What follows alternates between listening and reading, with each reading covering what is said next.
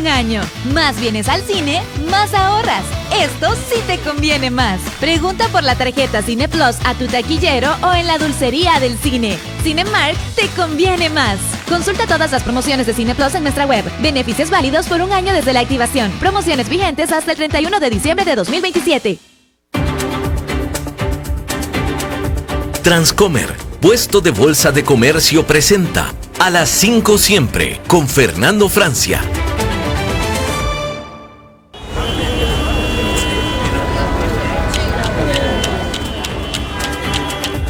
A esta hora bajamos el ruido y subimos el entendimiento de lo que importa. Economía, finanzas y realidad internacional. Inicia A las 5 siempre, con la conducción de Fernando Francia, de lunes a viernes a las 5 de la tarde, aquí por CRC 89.1 Radio. Hola, ¿qué tal? ¿Cómo están? ¡Feliz año! Empezamos nuevamente a las 5 siempre, son las 5:03 en la tarde aquí en San José. Hoy es lunes 12 de enero. Y todo esto quiere decir que usted va a estar bien informado, al tanto de todo lo que importa en el mundo de la economía, las finanzas y también de la actualidad internacional. Transmitimos desde Costa Rica para todo el mundo, en la 89.1 FM de cadena radial costarricense, con repetición a las 10 de la noche, y también en streaming. Nos puedes ver en Facebook Live, en YouTube y en otras plataformas. La producción, como siempre, a cargo de Mauricio Sandoval, desde Colombia, a quien le mando un cálido saludo. Y bueno, pues ya volvimos a estar en contacto después de un receso, de unas merecidas vacaciones para Mauricio, que bueno, nos trae siempre a el invitado con una producción poderosa, como decía Alberto Padilla. Y en los controles, el talento técnico de David Guerrero, a quien también le mandamos un saludo enorme. Hace posible que usted esté escuchando este programa, así que le agradecemos a él su permanente dedicación, no solo a todo, la familia y la cadena radial costarricense, sino específicamente pues a este programa. Y bueno, como siempre vamos a tener un programa cargado de noticias bueno, mucha información teníamos para hoy. Tuvimos que priorizar bastante de la información porque solo tenemos una hora, pero así que vamos a lo que vinimos. Y bueno, vamos a tener una conversación más adelante con el periodista Boris Muñoz, un periodista de amplia trayectoria en medios internacionales. Y bueno, sobre todo vamos a conversar sobre lo que ha estado sucediendo en Venezuela. Sin duda el tema de la semana, del año, del mes. Y bueno, este primer programa, vaya, el primer programa del año, y vaya, no podíamos definir cuáles eran los principales temas para poder tratar, ¿no? Quizás es el tema del año, sin duda, con lo que prácticamente amanecimos en este 2026, es la intervención de Estados Unidos en Venezuela. Vamos a hablar más adelante de eso, por supuesto, hoy, pero vamos a tratar de escudriñarlo, de entenderlo, de profundizar en tantos ángulos que puede haber de esa situación.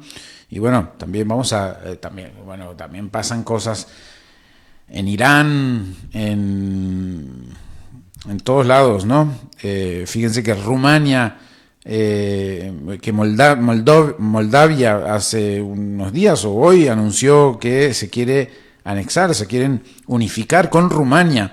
Son países que están ahí Moldavia está entre Rumania y Ucrania, así que imagínense, Rumania es la frontera de la Unión Europea, Moldavia quiere ingresar, pero como uniéndose a Rumania. Estos son,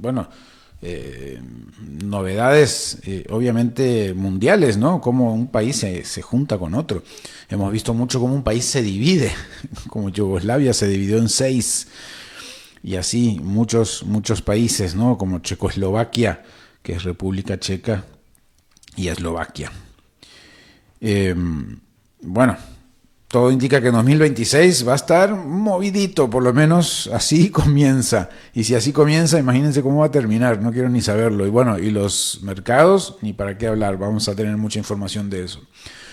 Lo primero es reconocer, lo primero que quiero transmitir en el programa es reconocer que bueno, estamos en un nuevo año y aún así le dedicamos este año también a nuestro querido amigo, colega Alberto Padilla, que pues creó este programa y que se nos fue muy temprano en la vida.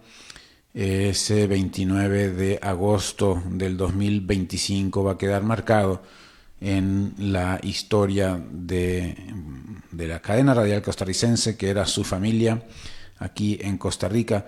Así que pues dedicamos sin duda todo este año a la memoria de Alberto, que nos enseñó tanto y que, bueno, tratamos de continuar aprendiendo a partir de sus pasos y espero que ustedes también continúen aprendiendo a partir de lo que compartimos acá.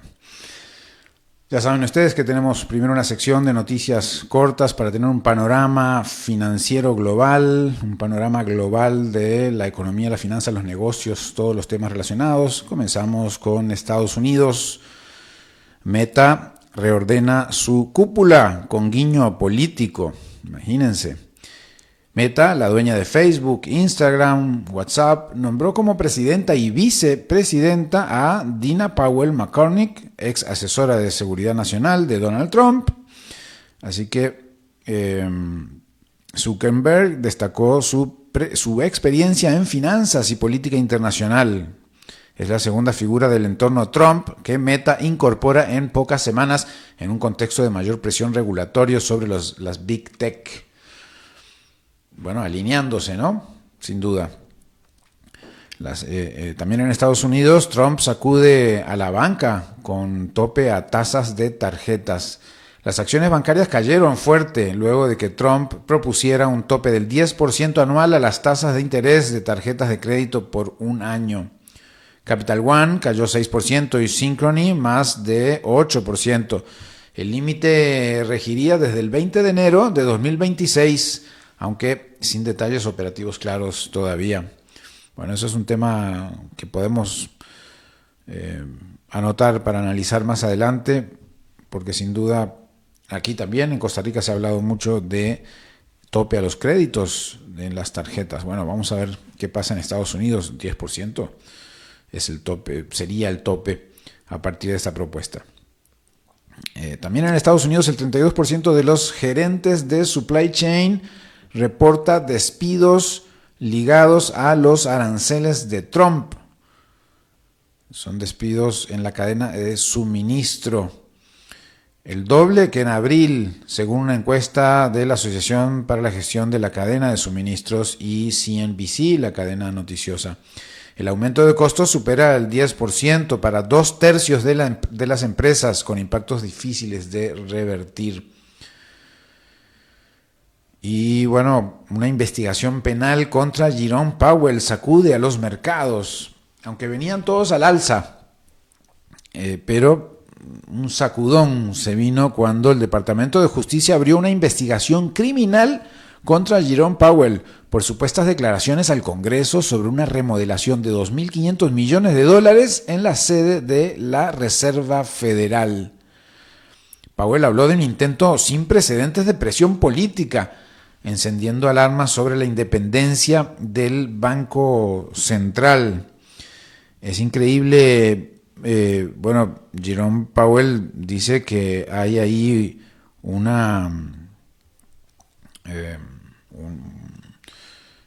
que él ha estado por más de, 4 administraciones, conviviendo con 4 administraciones y pues desde nunca había sentido pues una persecución, dijo en algún momento Jerome Powell después de saber de esta acusación de parte del Poder Judicial para lo que en esta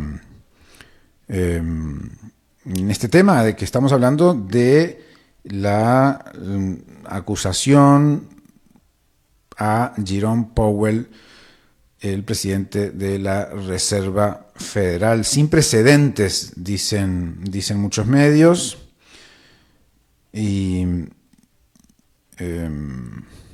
por ahí también el ministro de Finanzas de Alemania indicó que la independencia del Banco Central es una línea clara para él, a la que en Alemania se le da gran importancia, la independencia de las instituciones autónomas, ¿no?, que en muchos países se respeta. También tenemos que el oro rompe récords en medio del ruido político. El oro superó los $4,600 por onza, impulsados por la investigación penal contra Jerome Powell, presidente de la Reserva Federal, justamente lo que veníamos hablando. El temor a un cambio anticipado en la conducción del Banco Central y los focos geopolíticos dispararon la búsqueda de refugio seguro.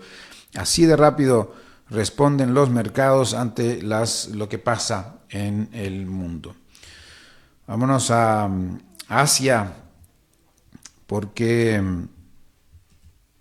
las exportaciones chinas pierden impulso tras un año récord. El boom exportador de China en 2025 muestra señales de desaceleración en diciembre. Las empresas redireccionaron envíos hacia Asia, África y América Latina para esquivar los aranceles de Estados Unidos, aunque crecen las tensiones por sobrecapacidad industrial. Además, China y la Unión Europea buscan desactivar la guerra por los autos eléctricos. Bruselas y Beijing acordaron avanzar en precios mínimos para los vehículos eléctricos chinos, tras aranceles de hasta 35,3% impuestos en 2024. La Unión Europea evaluará también inversiones chinas dentro del bloque como parte de la negociación. Y en el mismo tono, la India y la Unión Europea podrían cerrar histórico acuerdo comercial. El canciller alemán Friedrich Merz sugirió que la Unión Europea y la India podrían firmar un tratado de libre comercio antes del final de este mes de enero.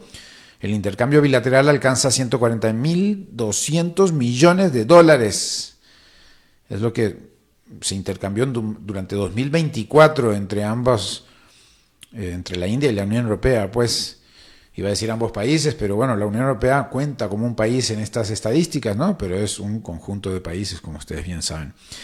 El acuerdo busca reducir dependencia de China y Rusia, así que ahí están conversando la India y la Unión Europea.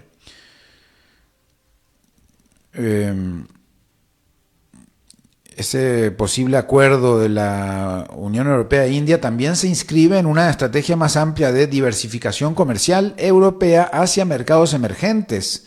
Y esto no es menor porque pues, parte de las estrategias, ¿no?, de la realidad que impuso 2025.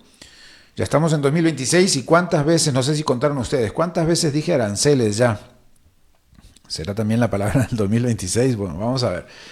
Incluidos, la idea es de diversificar para la Unión Europea, incluido África y Asia, ¿no?, en un contexto de proteccionismo creciente y tensiones con China y Rusia.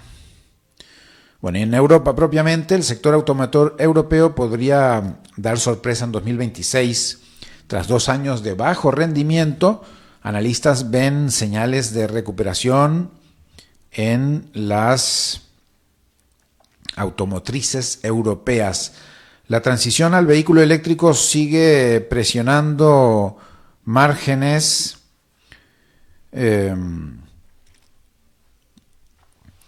mientras los fabricantes chinos absorben aranceles y mantienen ventaja de precios. Italia destraba acuerdo histórico de la Unión Europea con el Mercosur. Italia dio el respaldo clave para avanzar en el Tratado de Libre Comercio entre la Unión Europea y el Mercosur, la zona sur de América Latina, ¿no? Se ha venido negociando, adivinen cuántos años. 25 años llevan negociando ese Tratado de Libre Comercio ambas zonas económicas. El pacto incluye a Brasil, Argentina, Uruguay, Paraguay y Bolivia. y ahora debe pasar pues por el Parlamento Europeo para ver si pues finalmente se concreta. Bueno, en algo más global, podríamos decir también de que es de Estados Unidos, ¿no? Pero resulta que Paramount demandó a Warner Bros. Discovery por forzar la divulgación de un acuerdo con Netflix, forzar la divulgación de un acuerdo con Netflix valuado en $82.700 millones, profundizando la batalla por el control y la supervivencia de los grandes estudios en la era del streaming. Recuerden que Paramount había ofrecido incluso más dinero para comprar Warner Bros. Discovery, pero esta empresa decidió tomar la opción de Netflix, aunque era menos dinero, pero pues consideraron que era una alianza estratégica más interesante. Bueno, así que esta novela nos deja ahí con el cliffhanging al estilo Netflix y nos dice, todavía no está resuelto, pero pues ya casi. Se acerca el final de la novela de Warner Bros. Discovery y que incluye incluso CNN, como ustedes saben. Bueno, en América Latina, México exporta más tecnología, pero sigue atado a el mundo automotriz. Las exportaciones mexicanas de computadoras y electrónicos crecen, pero generan menos empleo por su alto contenido importado. El Producto Interno Bruto sigue dependiendo del sector automotriz, que no logra despegar en valor agregado ni en puestos de trabajo. Ahí lo tiene usted. Milei acelera, en Argentina por supuesto, Milei acelera reformas y apunta a un dólar estable. Bueno, eso es lo que quisiera Milei. El gobierno argentino avanza en una revisión masiva de decretos, unos 70.000 digitalizados para reducir la intervención estatal. El foco está en mantener calma cambiaria, reformar la administración pública y avanzar con una nueva ley financiera. Todavía le queda mucho tiempo en gobierno a Milei, así que pues ahí está, sigue buscando acelerar sus reformas de disminución del Estado. Bien, y como los lunes hacemos nuestro panorama bursátil, hay tanta información, tanta novedad que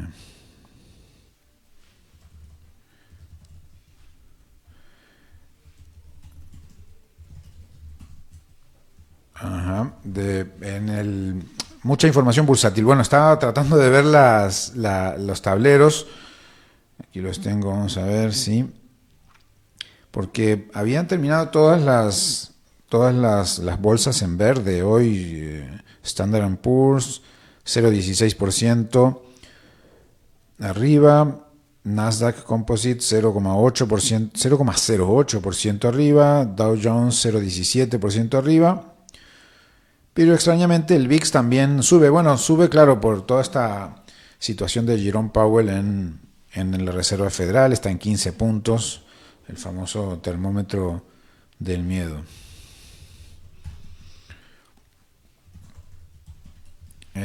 Bien, entonces, el mercado llega esta semana desde un lugar de fortaleza, porque viene subiendo, incluso algunos llegando a picos históricos, pero nos falta la tensión. Los tres principales índices de Wall Street cerraron en máximos históricos tras una semana ganadora, con un Nasdaq liderando las subidas,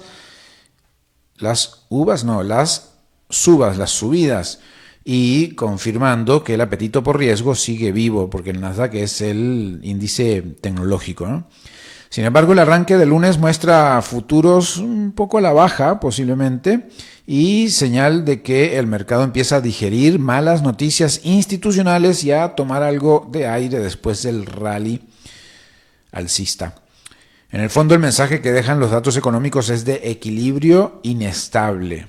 O sea que no muy equilibrado, pero tampoco muy desastroso.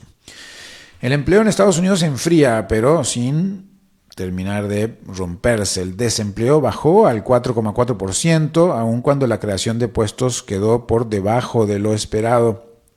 Y esa esencia de bajas contrataciones y pocos despidos refuerza la narrativa de una economía que desacelera sin entrar en crisis. el famoso, ahí los mercados suelen celebrar en estas épocas porque reduce la urgencia de recortes agresivos de tasas por parte de la Reserva Federal, este escenario. Pero bueno, va a haber una decisión en enero. La renta fija, los bonos del Tesoro reflejan esa misma ambigüedad, los rendimientos suben levemente, empujados por un dólar firme y señales de resiliencia económica, pero sin desbordes. El mercado parece asumir que no habrá más recortes de tasas en el corto plazo, salvo algún shock económico fuerte. En otras palabras, se consolida la idea de tasas altas por más tiempo, pero con cierto control. En commodities o materias primas, el mensaje es mixto y algo revelador. El petróleo repunta, sostenido tanto por expectativas geopolíticas, especialmente en torno al tema Venezuela, como por la percepción de que las grandes petroleras podrían volver a jugar un rol más activo en la región. El gas natural, en cambio, cae con fuerza, anticipando un invierno más benigno en el norte y una demanda energética menor de lo esperado. Energía, pues se mueve el mundo de la energía, pero pues sin urgencias extremas. Los metales preciosos siguen contando otra historia distinta. El oro supera con holgura los 4.500. Ya dijimos que llegó a los 4.600 dólares la onza, y la plata acompaña esa subida con fuerza. En un contexto de bolsas en máximos históricos, este movimiento sugiere que muchos inversores están cubriendo cartera. Disfrutan del rally accionario, pero no se desprenden de los activos refugio. Esa es una señal clara de optimismo cauteloso. No están optimistas, pero con algo de temor. El mercado cripto entra en modo de pausa. El Bitcoin quedó ahí más o menos estable alrededor de los $90,000. No bajó más. Había bajado bastante, ¿se acuerdan? Habíamos hablado mucho de esto. La perspectiva es que siga bajando, pero por ahora se queda por ahí como en una especie de escalón, de descanso en las escaleras hacia abajo. Y las alternative coins, altcoins, muestran movimientos más erráticos. Es menos volumen, cierto, pero más selectividad y se espera nuevas señales pronto. El entusiasmo no desaparece, pero se vuelve un poco más táctico. Y bueno, en el mapa de recomendaciones, los analistas refuerzan una tendencia estructural: rotación dentro del mundo tecnológico. Hay mejoras en empresas vinculadas a infraestructura digital, semiconductores, software de datos, pero también recortes en nombres asociados al crecimiento más especulativo. Esto no es un abandono de la tecnología, sino que una búsqueda de modelos más rentables, más escalables y con fundamentos claros para la inversión. Bien, el mercado sigue entonces fuerte, pero ya no corre a ciegas. Hay récords como el del oro, pero también hay coberturas y también hay pues tranquilidad en el mercado. Hay optimismo, pero con freno de mano ahí pues a punto. El mensaje de fondo es que un 2026 arranca con confianza, aunque nadie parece estar dispuesto a ignorar los riesgos. Bien, vamos a entrar en unos minutos al tema Venezuela con nuestro invitado Boris Muñoz, un gran amigo, periodista de gran reconocimiento. Pero antes hay una nota aquí interesante porque dice que Trump tiene un problema con China en Venezuela, ¿no? ¿Qué hacer con la deuda y los intereses petroleros de Beijing en Venezuela? Cuando se trata de afirmar que el petróleo venezolano está ahora bajo su control, el presidente Trump no anda con rodeos, lo ha dicho directamente. Pero una parte no menor de ese petróleo en realidad pues podría pertenecer a China, en virtud de contratos que Beijing ya había firmado con Caracas hace años. Esto prepara el terreno para una delicada danza diplomática en las próximas semanas. ¿Ustedes ya lo habían pensado? Algunos expertos esperan que Trump busque trabajar con China en un intento por estabilizar las relaciones comerciales. Después de todo, se prevé que Trump visite Beijing en abril como parte de un esfuerzo por proteger la frágil tregua comercial que alcanzó con el presidente chino Xi Jinping. Y pues parece, dice Craig Singleton, director senior del programa sobre China en el Centro de Estudios Foundation for Defense of Democracy, parece que la administración está enfocada en evitar una escalada innecesaria o nuevos focos de fricción con Beijing, al tiempo que mantiene el margen de maniobra firmemente en términos definidos por Washington, dice este analista Craig Singleton. Singleton agregó que duda que Trump esté dispuesto a convertir a Venezuela en un punto de tensión que complique la dinámica comercial o el vínculo personal de Trump con Xi Jinping.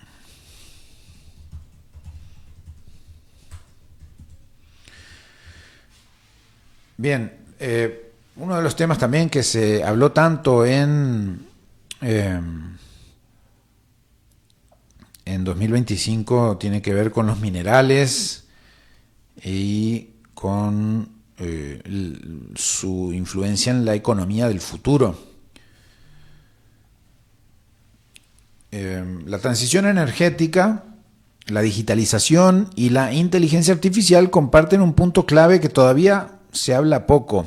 Bueno, lo hablamos bastante en 2025, pero quizás no suficiente en general en el mundo. Es el subsuelo. Las proyecciones indican que la demanda global de minerales y metales críticos podría duplicarse hacia 2040, impulsada obviamente por la electrificación, el consumo energético y las nuevas tecnologías. No se trata solo de litio o cobre, sino de insumos esenciales para baterías, redes eléctricas, centros de datos y dispositivos inteligentes. Este escenario vuelve a poner en el centro a los países ricos en recursos naturales, con políticas adecuadas. La presión sobre la demanda puede traducirse en inversión, empleo local y mayor valor agregado para el país que tiene esos recursos naturales.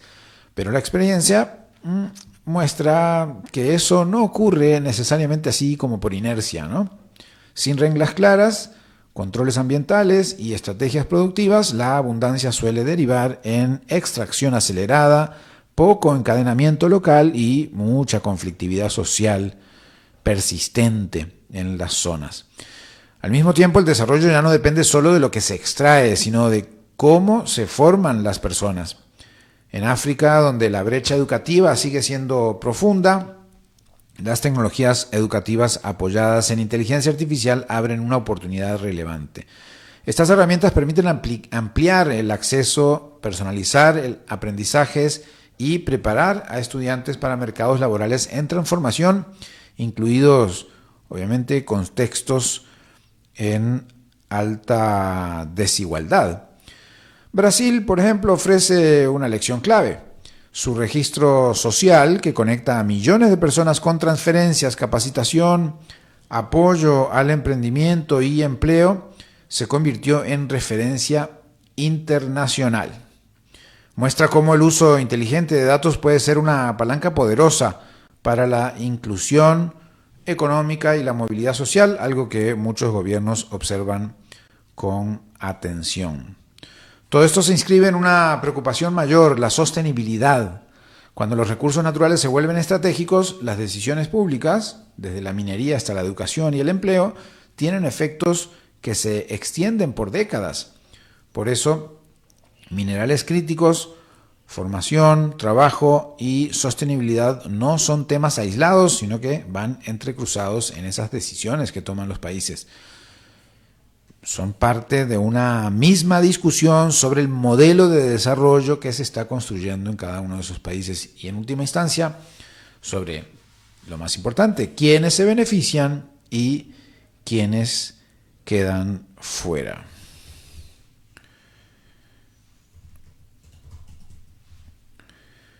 Bien, vamos a hacer una pequeña pausa y pues enseguida volvemos con más a las 5. Continuamos escuchando a las 5 siempre con Fernando Francia. Cuando vos estás bien, todo a tu alrededor mejora. Tu familia, tus amigos, tus planes, tu tranquilidad. Eso es tener una vida bien invertida. Comenzá a invertir en Transcomer.com. Expertos en inversiones inmobiliarias desde hace más de 20 años. Transcomer. Una vida bien invertida.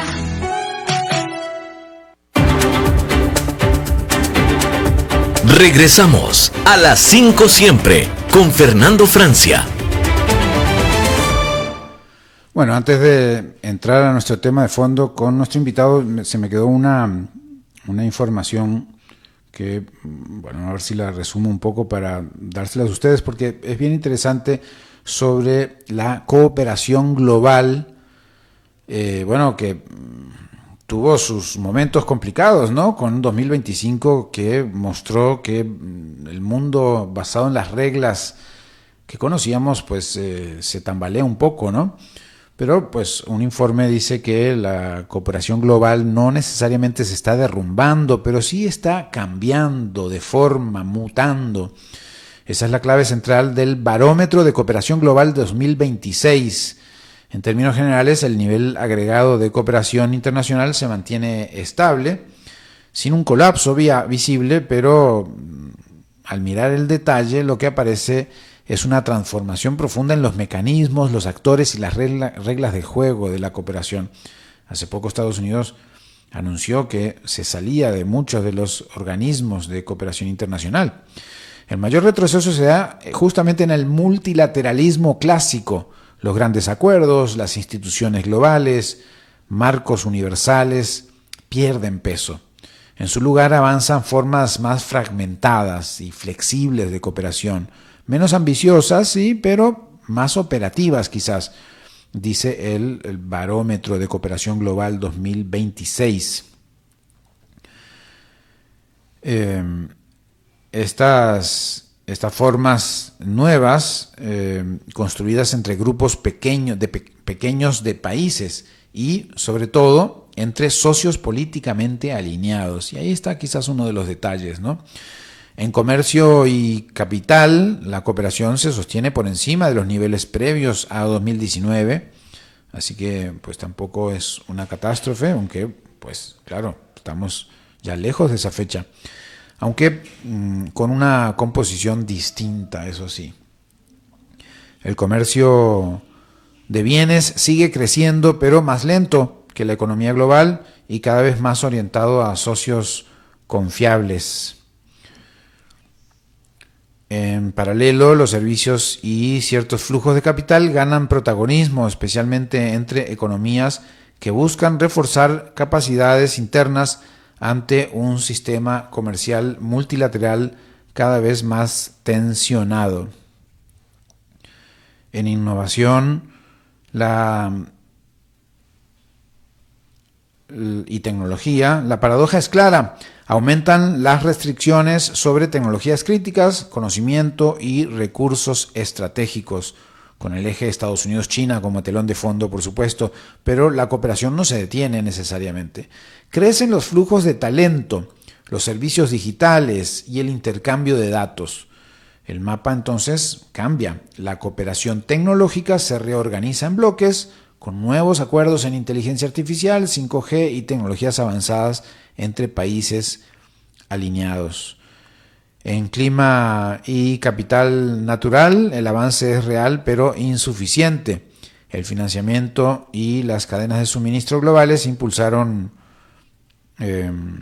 un despliegue récord de tecnologías limpias hacia mediados de 2025.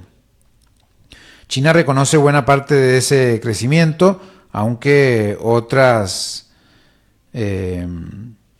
economías en desarrollo también avanzan frente a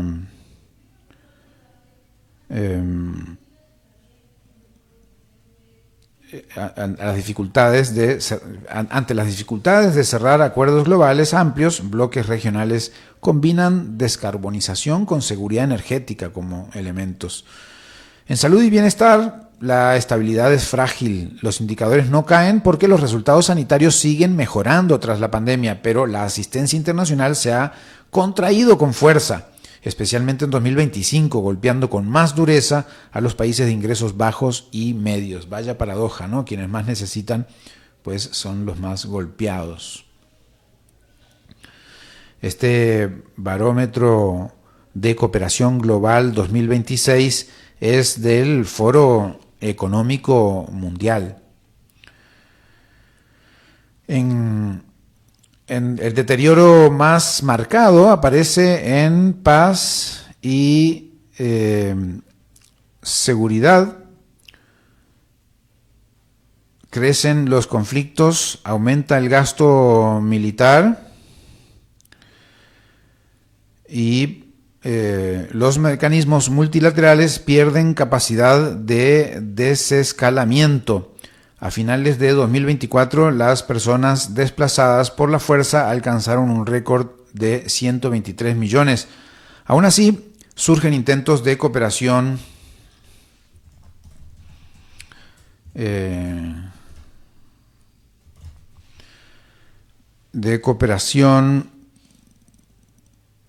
a ver cómo, por dónde iba.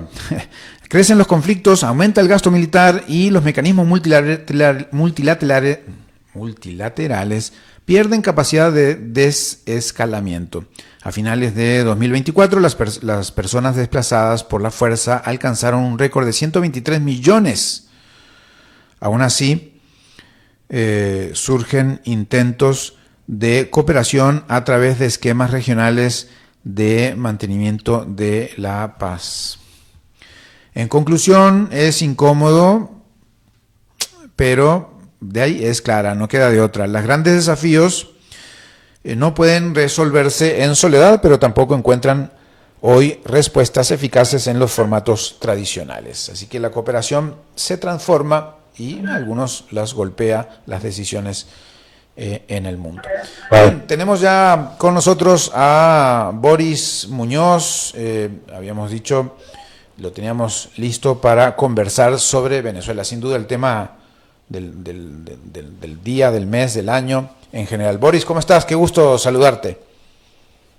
Hola, ¿qué tal? ¿Cómo estás? Un gusto. Discúlpenme que estoy entrando tarde, pero es que me agarró una ola de trabajo y cosas enredadas. Claro. Eso pasa. Muchas gracias por tomar este ratito. Primero hagamos un contexto. Ya la gente sabe lo que pasó en Venezuela, la gente está informada, pero después de estos primeros 10 días, ¿qué es lo que se intuye? ¿Hacia dónde va esta situación en Venezuela? Mira, bueno, todavía yo creo que estamos en una fase de estar leyendo signos que se emiten por distintos lados para tratar de armar un rompecabezas de la situación. Creo que no hemos salido de esta fase aún, aunque ha quedado muy claro que Trump tiene la intención de establecer un control muy profundo de Venezuela, sea básicamente a través del gobierno interino de Delcy Rodríguez, quien ha quedado a cargo de la administración del chavismo, del régimen chavista y de la situación venezolana en términos de gobernabilidad, y básicamente eso se refiere a seguridad y a todos los negocios petroleros que ahora van a pasar por la Casa Blanca, el Departamento de Estado y el Departamento de Energía de Estados Unidos, ¿no? Entonces yo creo que eso es lo más concreto que hay hoy, pero también un escenario políticamente movedizo o fluido, como quieras llamarlo, en el cual se empieza a articular una contraofensiva de la oposición de María Corina Machado, quien va a asistir esta semana a la Casa Blanca a reunirse con Trump.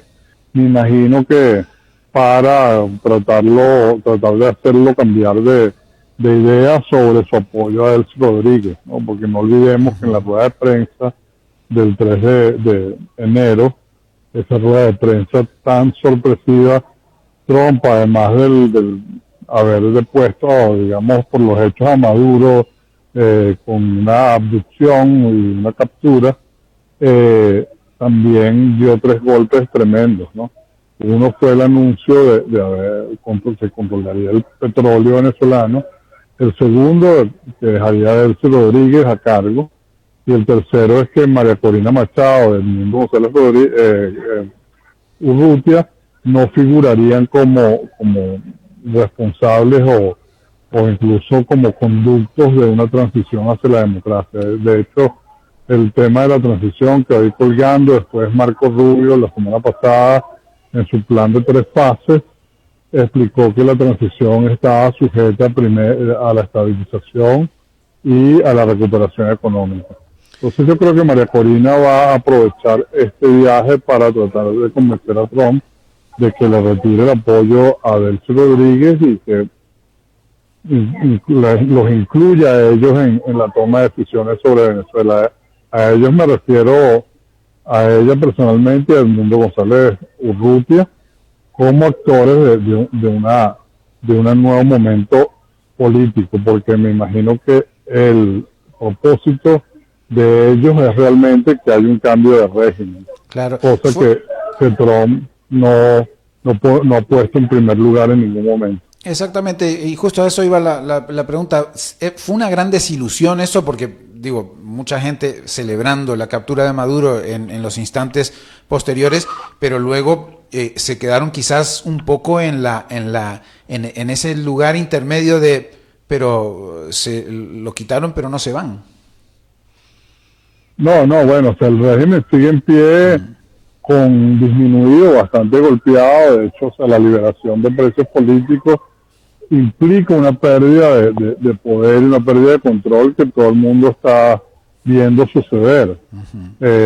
Porque ese era el mecanismo de control social más alto y más complejo, ¿no? Porque, bueno, era lo que producía más terror en la población, ¿no?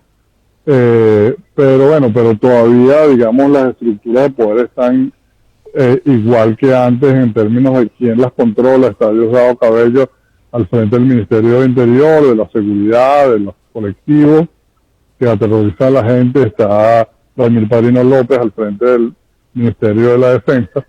Y esos dos factores, yo diría que más que nada, Diosdado Cabello, son un impedimento hacia, digamos, una sociedad que recupera su libertad y que por lo tanto puede transitar hacia una democracia que le permitiría decidir su futuro como país, ¿no? O sea, qué tipo de futuro quiere. Eso no está ahorita al alcance de los venezolanos. Claro. Entonces ha producido mucha frustración y decepción. Y bueno, hay mucha expectativa de que las cosas, como dije, están en un terreno movedizo, puedan, digamos, redirigirse hacia la transición democrática, que muchos entenderían que no fuera inmediata, porque sí se necesita una gobernabilidad, hay que evitar el caos y la violencia, pero también se necesita una ruta para que el cambio sea real y no solo el pasaje de una tiranía a un tutelaje imperial. Vamos a ponerlo en términos muy dicotómicos, ¿no? Una luz después del túnel, es decir, ver que efectivamente, aunque sea un proceso un poco más lento de lo que podría mucha gente haberse imaginado, que por lo menos esté esa esperanza allí en algún momento cercano. El tema de Qatar... Yo creo que eso se puede lograr. Se puede lograr si hay una hoja de ruta hacia la transición y que esta transición, digamos, tenga momentitos simbólicos importantes, ya sea la toma de posesión del Edmundo González Urrutia como legítimo ganador de las elecciones del 2024 o una convocatoria a elecciones. Yo preferiría lo primero, aunque mucha gente dice que eso es menos posible, yo no sé por qué, pero estoy refiriendo a lo que dice la gente, pero eso sería el principio de una democratización, que claro, necesita otras cosas, pero necesita también momentos simbólicos. Claro, y se entenderá, quizás ya para cerrar, Boris, y te agradezco un montón este ratito, el tema de Qatar ¿jugó algún papel o bueno, porque han circulado muchísimas notas de prensa, algunas infundadas, sobre quién habría vendido la posición de Maduro en determinado momento y demás, ¿no? ¿Quién se habría beneficiado de eso también dentro del propio chavismo, ¿no? Yo no lo sé, yo no estoy seguro. Hay gente que me dice a mí que no lo vendieron, no lo entregaron, sino que la misma soberbia de Maduro le impidió ver que tenía una salida negociada y asumirla. Como dice el gobierno de Trump, el 23 de diciembre ellos le pusieron una propuesta sobre la mesa para que se fuera a Turquía, yo eso lo creo, y Maduro parece que montó en furia y dijo que no, bueno, ahí se le acabó como dicen en Venezuela, el cuarto de hora, ¿no? Entonces yo creo que fue un acto de soberbia, y por supuesto se sabe que Delcy Rodríguez venía negociando con personas cercanas a Trump, incluso Rick Grenell, que ya tenía una experiencia muy dilatada en tratos con el chavismo, en la mesa de negociación en México, y también como actor oficioso de Trump en diversas oportunidades. O sea, y al final pareciera que Grenell, quien es cercano, según dicen, cosa que yo no sé, a gente muy poderosa del mundo petrolero, que es cercana a Trump, es una de las piezas claves en este resultado que estamos viendo hoy. Bueno, no queda más que esperar, y bueno, esa reunión con Machado será también parte de lo que podamos conocer de hoja de ruta, ¿no? Sin duda, en el tema democrático, en el tema de la salida democrática de Venezuela, que era sigue siendo una de las esperanzas de todos los que queremos democracia en nuestro continente, ¿no? Sí, es una esperanza que ojalá no se nos aleje más, porque, digamos, si Trump decide controlar a control remoto Venezuela sin abrir la puerta a una transición democrática, eso necesita un cronograma y necesita realmente un marco institucional para que si él no apoya esa opción, estamos fregados, vamos a decirlo así. Sí. Yo espero que María Corina Machado tenga una posición muy firme frente a él y logre eso, que no es una concesión, sino un derecho de los venezolanos. Por supuesto, al final. Legitimado por las elecciones. El derecho a la autodeterminación de los pueblos, por supuesto. Muchas gracias, Boris, por estas palabras, este ratito y esta explicación. Gracias a ustedes por esa invitación, y bueno, nos hablaremos en otra oportunidad. Claro que sí. Claro que sí, te vamos a buscar en otro momento para seguir conversando de esto y de muchos otros temas que vos manejas. Muchas gracias, Boris.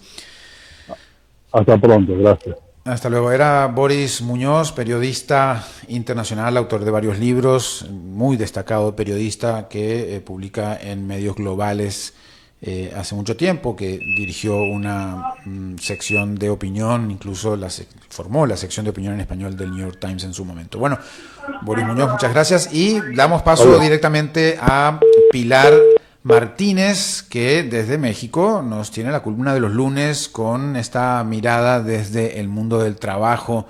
Que nos tenés, bueno, primero feliz año, Pilar, ¿cómo estás? Saludarte. Sí. ¿Sí me escuchas ahí? Sí, te escuchamos ahí. Pues contenta de estar aquí arrancando el año y por supuesto que sea un gran año para todos. Y pues bueno, justo platicarte que fíjate que pues ustedes que han estado dando también seguimiento en este tema de Venezuela, pues sabrás que también hubo por ahí amenazas, ¿no? Contra México, en donde se decía que pues iba a haber operaciones militares, ¿no? En el territorio mexicano, eso en días pasados. Y yo lo que te voy a contar es que en contraste con eso que está pasando, hay buenas noticias para el tema, que justo tiene que ver con materia laboral, porque el gobierno de Estados Unidos, a través del Departamento de Trabajo, anunció que va a destinar $23.4 millones para fortalecer el cumplimiento de la ley laboral en México. Esto ya se venía haciendo desde el 2019, pero se suspendió en el año pasado, justo cuando tomó posesión el presidente Donald Trump, en enero justo, y se cancelaron 21 programas de apoyo que eran justo para el fortalecimiento laboral en México, que tenían que ver con el combate al trabajo infantil y forzoso, la mejora de la seguridad y salud en el trabajo y el fortalecimiento de los cambios que se han logrado en la reforma laboral. mucho de ello apoyando incluso la creación de una nueva institución, que es el Centro Federal de Conciliación y Registro Laboral, en donde se tuvieron que digitalizar millones y millones de documentos, expedientes de organizaciones sindicales, y que pues no había manera, ¿no?, de contar con una información fidedigna sobre cuántos contratos había en México, quiénes participaban, quiénes los ostentaban. Y bueno, el gobierno de Estados Unidos destinó parte de este dinero a justo esos programas. En ese entonces se habló de $207 millones para tener asistencia técnica en un montón de programas que se hicieron, reuniones, análisis, e incluso del Tratado de Libre Comercio, o el TEMEC, hoy conocido como el TEMEC, con Canadá, México y Estados Unidos, y que bueno, el año pasado pues se suspendieron pues nada más porque ya no se iba a dar apoyo a ningún programa, que no fue exclusivo en México, ¿no? Fue en todo el mundo, pero pues sí se afectó un poquito el desarrollo o el aprovechamiento que se estaba haciendo del mismo recurso en el caso de México en materia laboral. Hoy se da esta nueva noticia que se van a destinar $23.4 millones nada más para 2 organizaciones, para Partners of America y otra para Creative Associates International, en donde van a estar pues trabajando justo para que se cumplan las leyes laborales, que nos siguen viendo, Fernando, con lupa en el cumplimiento de los derechos laborales acá en México. ¿Cómo ves? Claro, y debe tener que ver esa cooperación binacional con el tema migratorio, digamos que obviamente es el principal quizás interés de Estados Unidos de por qué hacer este tipo de actividad, ¿no? Claro, y donde tienen intercambio comercial, sobre todo en el sector automotriz, no han quitado el dedo del renglón de cómo se están aplicando las reglas, de cómo se está pagando los salarios, y lo mismo en el sector agrícola, ¿no? Que es otro donde estamos como con mucho, con preocupación a veces porque se detiene, por ejemplo, ahorita con el tema del gusano barrenador, que no se permite la venta de ganado a Estados Unidos. Entonces, hay distintos temas en donde están vinculados con el trabajo, porque el trabajo infantil, mucho de ello se da también en el sector agrícola, claro. Y pueden haber sanciones incluso aquí en estos casos, ¿no? Sabemos que se va a seguir trabajando de manera coordinada con Estados Unidos a través de estos recursos, y bueno, hay muchos factores importantes que influyen en el desarrollo de dependencias, organismos que nacieron con la reforma laboral, pero que además necesitan de estos recursos porque el gobierno de México tampoco es que le haya destinado la cantidad que se requería, ¿no?, para este desarrollo en el caso de inspectores o en el caso del cumplimiento mismo de la reforma. Entonces, creo que es interesante y es una buena noticia, entre muchas otras en las que, bueno, se habla luego de intervenciones, ¿no?, incluso aquí en México. Sin duda, y la cooperación internacional se afectó mucho, veníamos justo hablando de eso en una de las notas anteriores, en el mundo entero, ¿no? Y es una de las reformulaciones quizás que nos va a traer 2026. En el caso de ustedes, en el caso de México y Estados Unidos y en el tema laboral, pues por lo menos hay una reversión a ese asunto y vuelven entonces recursos para algo fundamental cuando hay cuestiones laborales, ¿no? La inspección laboral hace que el cumplimiento de las condiciones laborales también se pueda dar, o por lo menos se pueda vigilar, ¿no? Muchas gracias, Pilar. Gracias, Fernando, y estamos en contacto. Muy bien, era Pilar Martínez, periodista mexicana que tiene la columna de los lunes sobre el mundo del trabajo. Así que, pues, y con esto terminamos, amigos. Llegamos al final. Gracias por este momento que compartimos. La producción de Mauricio Sandoval desde Bogotá, David Guerrero en los controles en CRC 89.1. Y yo me despido y nos vemos en 23 horas. A las 5 siempre con Fernando Francia fue presentado por